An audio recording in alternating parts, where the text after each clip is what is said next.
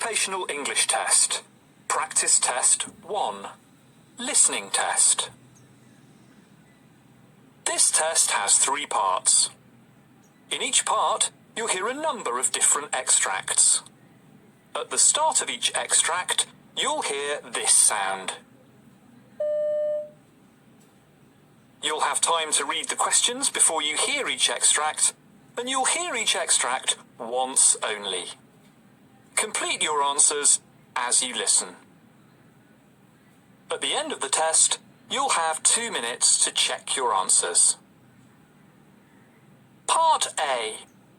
In this part of the test, you'll hear 2 different extracts. In each extract, a health professional is talking to a patient. For questions 1 to 24, complete the notes with information you hear. Now look at the notes for extract 1.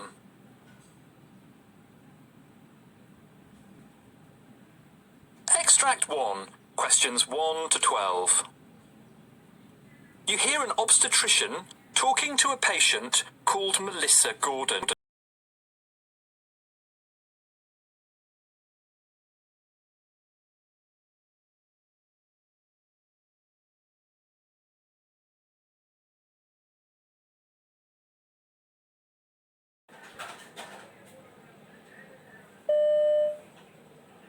So this first meeting, Mrs. Gordon, is mainly a chance for you and I to get to know each other. I'll ask about your medical history, and this is also an opportunity for you to ask me any questions that you've got at this point. Sure. So some background. What kind of work do you do? I have a job at an engineering company. I'm a computer programmer. I currently do 4 days a week, but I hope to reduce that to 3 after my maternity leave. Ah, excellent. So tell me about your medical health. Do you have any conditions I should know about? Well, I have asthma attacks, but they don't happen often. I lost about 10 kilos, and that certainly helped. I have an inhaler, but I hardly ever use it. Oh, I should also let you know that I come out in terrible hives if I take penicillin, but not other things. I'm fine if I eat nuts, for example. I have a fairly healthy lifestyle. I'm a vegetarian and I've never smoked. Good. I'm afraid I don't go to the gym or anything, but I walk to work and generally keep active. Oh, that's good. So this is your first pregnancy? No, I have a daughter called Ella. She's 3 now. Ah, and did everything go smoothly that time? There were no major problems during the pregnancy itself, but it took me quite a time to fall pregnant the first time. After having various tests, I was given some fertility drugs. Oh, what were they called? It's on the tip of my tongue.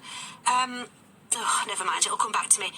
This time, though, I didn't need any help. Oh, it's no problem. Well, what about labour last time round? Oh, that was a nightmare. Though everything, thank goodness, worked out in the end.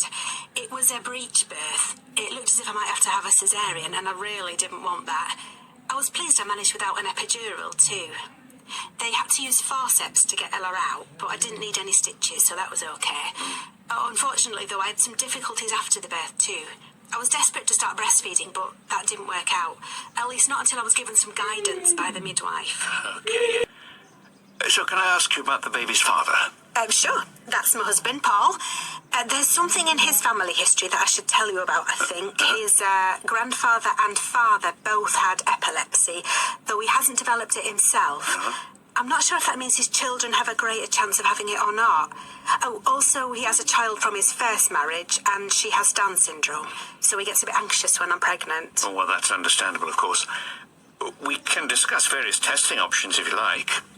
You might want to consider amniocentesis, for example. But that carries a risk of miscarriage, doesn't it? I don't want to go for that. I've heard about another test called CVS. Is that something to consider? Well, it's certainly an option. However, that procedure, in fact, also carries a small increase in the risk of miscarriage.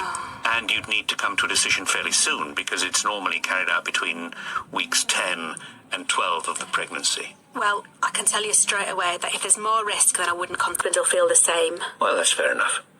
So, is there anything else you'd like to ask me about today? Nothing urgent.